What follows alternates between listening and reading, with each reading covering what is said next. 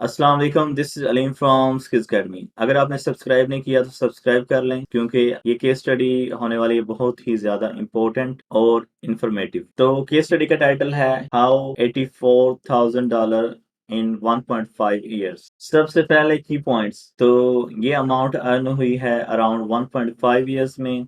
Domain की as थी 2.5 years और अर्न हुए हैं अमेज़न एफिलिएट मार्केटिंग के ज़रिए। उसके अलावा इस वेबसाइट का जो इन्फॉर्मेटिव कंटेंट था वो मोनेटाइज़ हुआ था इज़ोई के साथ।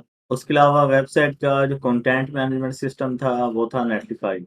उसके अलावा जो वेबसाइट के ऊपर कंप्लीट आर्टिकल्स थे वो थे 70 इंफॉर्मेटिव गाइड्स थी। उसके अलावा 73 न्यूज़ आर्टिकल्स थे, मतलब टोटल 143 जो हैं वो इंफॉर्मेशनल आर्टिकल। इसके अलावा कमर्शियल आर्टिकल 139 थे। तो इस हिसाब से अराउंड 53% जो है वो इंफॉर्मेटिव कंटेंट था। उसके अलावा 47% कमर्शियल कंटेंट। तो ये साल 2021 की इनकम आप देख सकते हैं, टोटल इनकम गई है अराउंड $60,000 पे। उसके बाद ये 2022 की और ये गई है अराउंड 24,000। तो इस वेबसाइट में 4 चीज़ें थी जिनकी वजह से ये कंप्लीटली डेड होने से बच गई और अभी तक सर्वाइव कर रही है। सबसे पहले इसकी थीम जो है वो यूनिक है, मतलब खुद क्रिएट की गई है।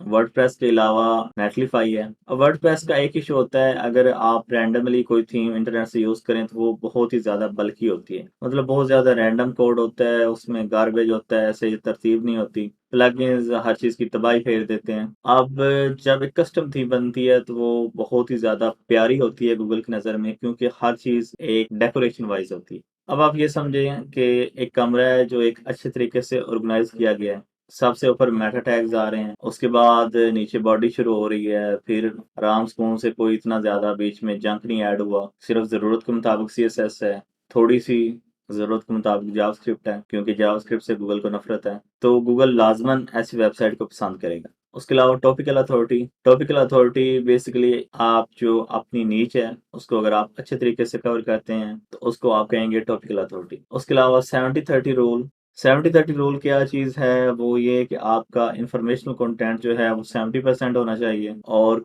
कमर्शियल कंटेंट 30% होना चाहिए। उसके अलावा आपको अपना ओल्ड कंटेंट जो है वो अपडेट करना पड़ेगा। फॉर एग्जांपल आप कह सकते हैं कि मंथली बेस पे उनके इंट्रोडक्शन चेंज कर दें 4-5 माह बाद, या कम से कम कोई 10-15 लाइन्स जो हैं वो वीकली बेस पे कोशिश करें कि चेंज करते रहें। अच्छा, तो सबसे पहला क्वेश्चन, टॉपिकल अथॉरिटी क्या होती है? तो टॉपिकल अथॉरिटी ये चीज़ होती है कि फॉर एग्जांपल आपकी एक नीश है, आप उसको मुकम्मल तरीके से कवर करते हैं और उन आर्टिकल्स को भी कवर करते हैं जिन पे आपको पता होता है कि यहाँ पे रैंक करने के लिए 20-25 करोड़ रुपए चाहिए होगा और आप उन पे रैंक नहीं कर पाएंगे, लेकिन फिर भी आप रैंक करते हैं। ऐसे कह लें कि ये एक बिल्डिंग्स की टाइल्स होती हैं और मुकम्मल बिल्डिंग बनाने के लिए आपको हर तरह की टाइल यूज करनी पड़ती है, चाहे वो आपको फायदा ना भी दे। फॉर एग्जांपल अब एक कीवर्ड है बेस्ट मदरबोर्ड्स।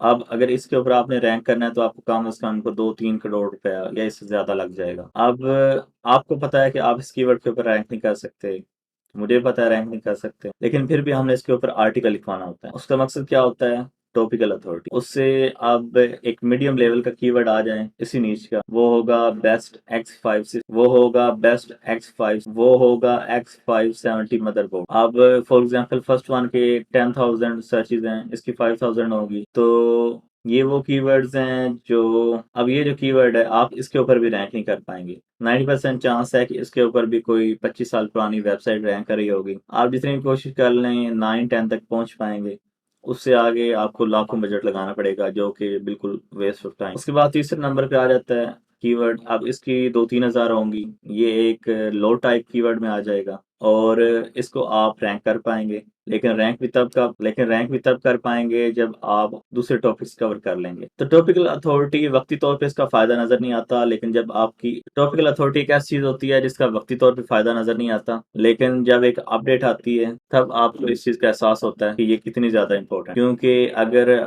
आपकी टॉपिकल अथॉरिटी अच्छी होगी तो आप एक पेनल्टी से बच जाएंगे, क्योंकि अगर आपकी टॉपिकल अथॉरिटी अच्छी होगी तो आप पेनल्टी से बच जाएंगे। तो चलते हैं कुछ लाइव एग्जांपल्स पे। आप यहाँ पे सैमरश में से कीवर्ड रिसर्च टूल, अब यहाँ पे मैं अपना मेन कीवर्ड लिखता हूँ, जैसे कि बेस्ट मदरबोर्ड, यहाँ से वर्ल्ड वाइड या फिर US सर्च। अब ये देखें आ गए हैं, अब ये देख सकते हैं यहाँ पे आ गई है वेरिएशन, इन्हें ओपन करते हैं तो ये देखें ये कीवर्ड आ गया है बेस्ट, तो यहाँ पे ये देखें ये कीवर्ड आ गया है best Z690 motherboard, best AM4, best X560। तो इस तरह के ये जो आ गए हैं ये अब मीडियम लेवल कीवर्ड्स हैं। उसके अलावा best motherboards for Ryzen 5 5600X, अब ये वो कीवर्ड्स हैं जो लो लेवल पे हैं। इस तरीके से आपने स्टेप वाइज चलना है। पहले मेन जो आर्टिकल है बेस्ट मदरबोर्ड उसे कवर करना है। ये अगर आपकी गेमिंग रिलेटेड है तो आप कह लें बेस्ट मदरबोर्ड फॉर गेमिंग। उसके बाद आपने इस तरह के ये सारे कीवर्ड टारगेट करने हैं। बेस्ट माइनिंग भी कर सकते हैं। बाद फिर आपने ये फॉर वाले टारगेट करने हैं बेस्ट मदरबोर्ड फॉर, तो फिर जाके आप वो एक हायरार्की क्रिएट कर सकेंगे जिसको हम कहेंगे टॉपिकल अथॉरिटी। अच्छा, तो 70-30 रूल, तो एसईओ बेसिकली जितने भी हैं सब इस बात पे एग्री करते हैं कि अगर आपने एक स्टेबल एफिलिएट वेबसाइट बनानी है, आपके 70% इंफॉर्मेशनल आर्टिकल्स होने चाहिए और 30% एफिलिएट या कमर्शियल आर्टिकल्स होने चाहिए। अगर आप इस रूल को फॉलो नहीं करते तो हालात कुछ इस तरीके के होते हैं।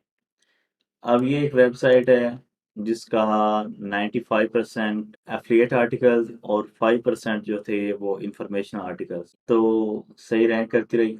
उसके बाद आगे जाके बुरे तरीके से गिर पड़ी। इस वजह से ये एक ज़हनी इल्यूजन है। आपको लगता है कि आप सिर्फ कमर्शियल आर्टिकल्स के ज़रिए रैंक कर पाएंगे, लेकिन जैसे ही अपडेट आती है आपकी सारी मेहनत 2-3 दिनों में ज़ाया हो जाती है।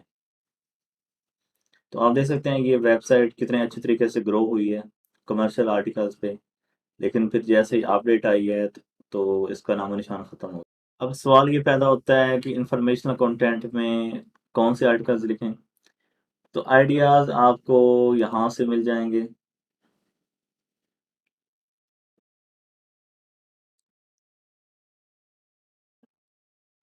साथ में वॉल्यूम भी है, काफ़ी अच्छा डाटा प्रोवाइड किया गया है। उसके अलावा अगर आपको फ्री टूल की ज़रूरत है तो फिर आप यूज़ कर सकते हैं answer the public.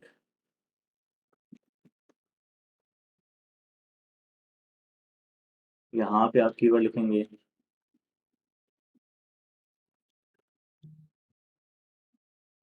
For example मैं लिखता हूँ मदरबोर्ड,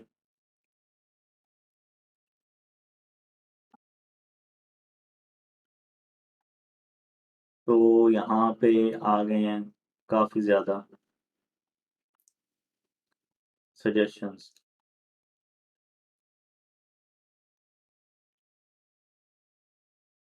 तो जिस वेबसाइट की मैं बात कर रहा हूँ वो बेसिकली ये वाली वेबसाइट है, और आप देख सकते हैं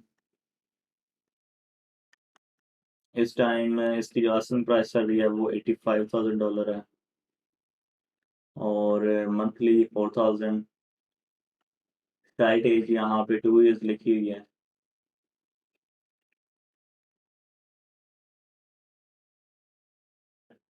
उसके अलावा दूसरा सारा डाटा यहाँ पे प्रोवाइड किया गया है। Traffic 42% United states.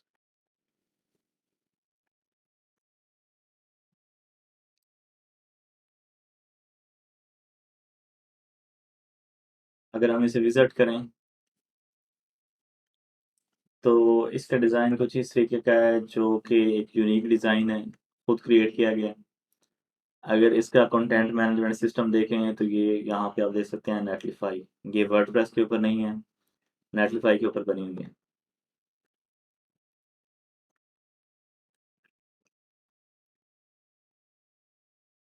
ये सारा स्ट्रक्चर है इसका।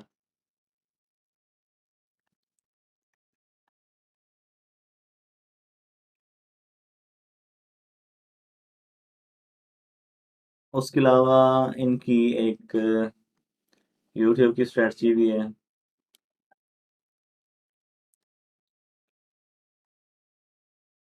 यहाँ पे हर टॉपिक के ऊपर वीडियो क्रिएट की गई है।